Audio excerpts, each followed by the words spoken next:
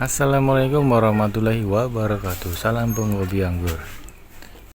Oke, kali ini kita akan berbagi tips cara untuk menanam anggur bagi para pemula. Jadi untuk apa aja hal-hal yang perlu diperhatikan, tinggal kita tonton aja video ini. Jadi untuk tipsnya dan trik untuk menanam anggur yang baik dan benar itu ada beberapa hal-hal tips yang harus kalian ketahui dan beberapa hal yang kalian harus siapkan ya. Yang pertama itu lahan. Jadi kita harus punya lahan ya. Dari lahan itu kita bisa tahu bakal model seperti apa ya anggur yang akan kita tanam. Jika kalian punya lahan yang besar dan cukup lebar, jadi kita bisa gunakan model para-para atau tulang ikan seperti ini. Jadi cukup lebar, kapasitasnya cukup banyak yang digunakan. Sedangkan untuk lahan sempit, kita hanya punya dua model untuk bisa kita gunakan atau kita tanam.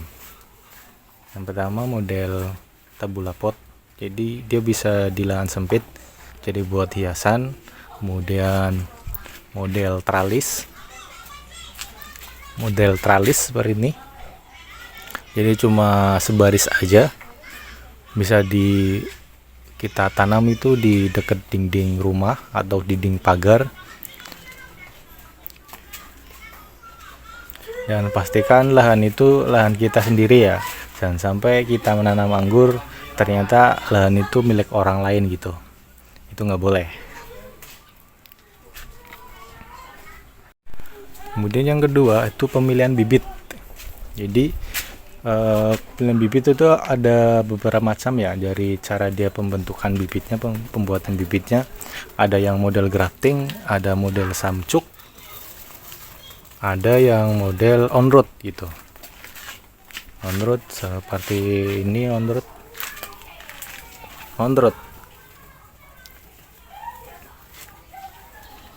Jadi dari ketiga jenis itu punya kelebihan dan kekurangan masing-masing. Tapi kalau dipilih menurut saya, saran yang biasanya saya pakai itu lebih baik samcuk ya, karena secara dari rilis pertumbuhan lebih cepat. Kedua, hasil sambungannya itu bisa dikatakan hampir sempurna. Ketika udah usia di atas sebulan itu udah hasil sambungannya terlihat sempurna. Sedangkan jika menggunakan grafting, ada beberapa kondisi dia hasil graftingannya itu mati sebelah gitu, dan itu sangat mengganggu menurut saya pada proses retribusi atau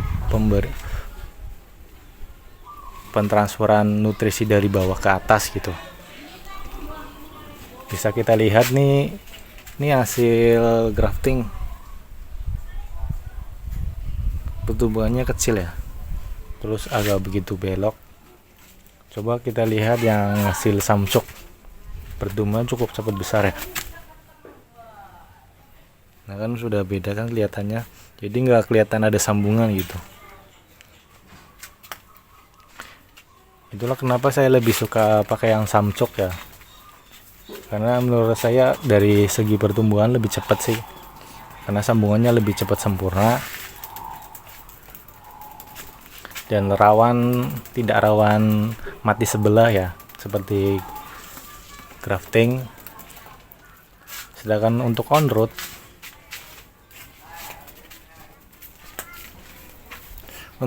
juga punya kelebihan dan kekurangan masing-masing. Biasanya lebih ke akar ya, akarnya sangat lambat untuk perkembangannya. Makanya saya lebih suka pilih yang sambung pucuk aja. Kemudian yang kedua itu validasi buahnya ya.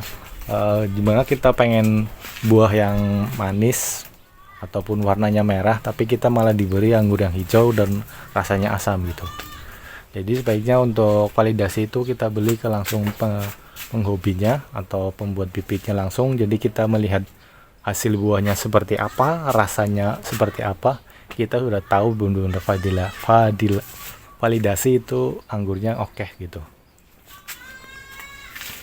Kedua itu selanjutnya itu soal varian ya. Seperti yang kita ketahui, untuk varian anggur itu banyak ya. Ada yang merah, ada yang hijau, ada yang kuning, ada yang hitam gitu. Merah itu sendiri juga banyak varian juga.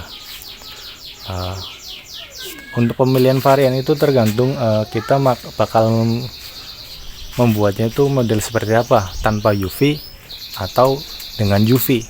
Kalau dengan UV hampir semuanya masuk bisa. Sedangkan kalau tanpa UV ada beberapa yang harus kita rekomendasikan ya.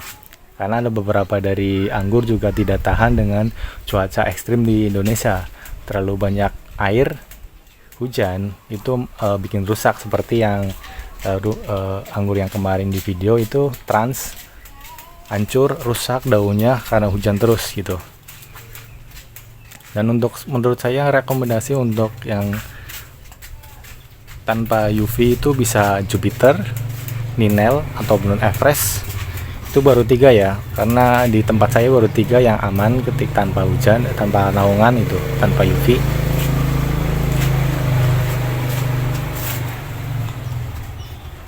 Kemudian yang tips yang ketiga itu media tanam ya. Seperti yang kita ketahui, untuk dapat pertumbuhan itu tumbuh subur baik berbuah lebat itu membutuhkan media tanam yang bagus ya, yang poros, yang kaya akan nutrisi. Jadi seperti yang sebelumnya saya berikan video berukan, bahwa untuk komposisi media tanam yang bagus untuk anggur itu ada beberapa komponen ya. Salah satunya itu sekam bakar, kemudian sekam mentah atau sekam lapuk, kemudian pupuk kandang, kemudian ada tanahnya juga, kemudian kita bisa dicampur dolomit, kemudian nitrobakter gitu.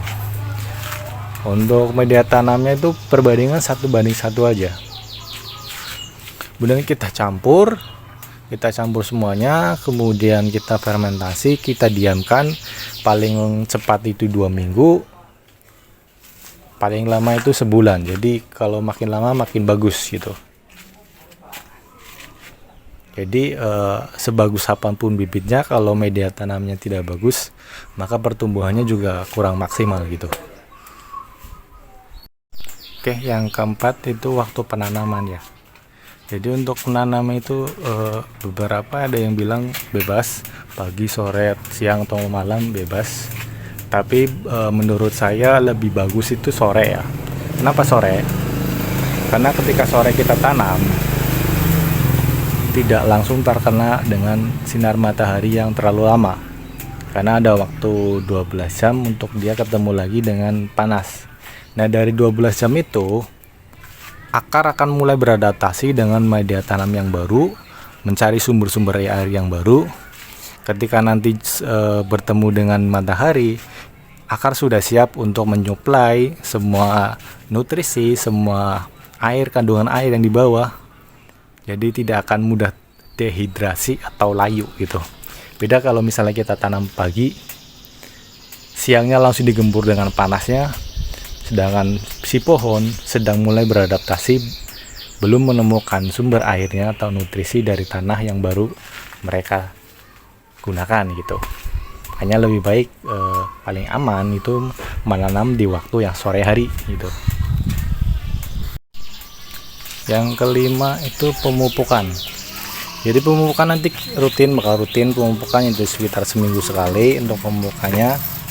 Dan seperti yang sebelumnya saya katakan, ketika untuk waktu penanaman yang pertama, untuk pemupukan yang pertama itu kita harus jeda 1 minggu atau 2 minggu setelah tanam baru bisa kita pupuk gitu. Dan itu harus menggunakan dosis kecil dulu.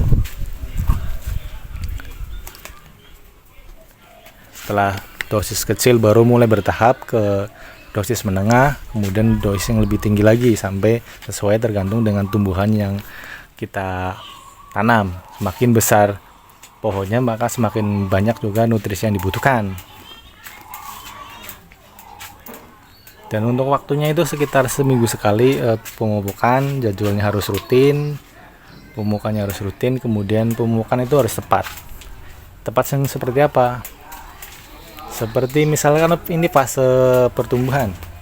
Untuk fase pertumbuhan, unsur yang paling banyak atau paling dibutuhkan untuk tanaman itu unsur nitrogen dan fosfat. Jadi untuk fase pertumbuhan, fase vegetatif, banyakin unsur N dan P-nya.